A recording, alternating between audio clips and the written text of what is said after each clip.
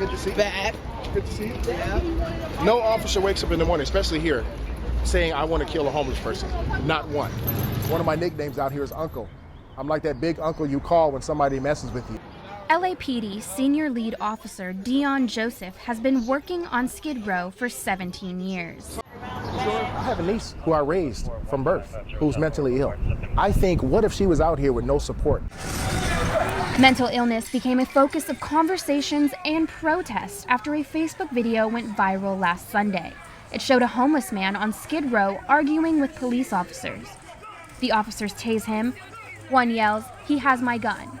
Then several gunshots, killing the man. Now there's an investigation into whether the LAPD's actions were justified. Even the most adequately trained mental health clinician cannot talk these guys down. Officer Joseph and many other LAPD officers walk these streets of Skid Row every day.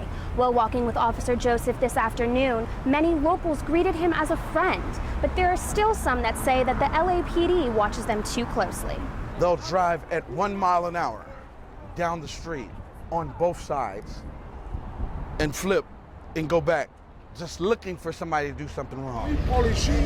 Others in Skid Row say they feel like the police target them, like this man who struggles with mental illness. I'm paranoid, schizophrenic. I don't like being around crowds. I can't ride buses. From his office, the president of the LA Mission can see what he calls the Skid Row community. He says the community is growing more violent. Most of those are triggered from mental health challenges, because we are seeing a greater population with mental health challenges coming here.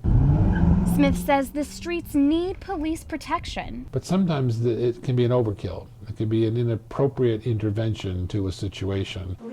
IRMA Castaneda with the Los Angeles Department of Mental Health says officers working Skid Row will call her at any hour of the night. So they'll say to me, I need you to put this person in a hospital, and I need you to follow up to that person gets linked for treatment. Our society has failed them. Our society's answer to mental illness right now is to close down all the mental health hospitals and kick them out into the street. Officer Joseph says 90% of the time their encounters with the mentally ill on Skid Row are peaceful. He says there are still steps we need to take to help those with mental illness, and the LAPD is currently working on outreach programs. Stassi Olmos, Annenberg TV News.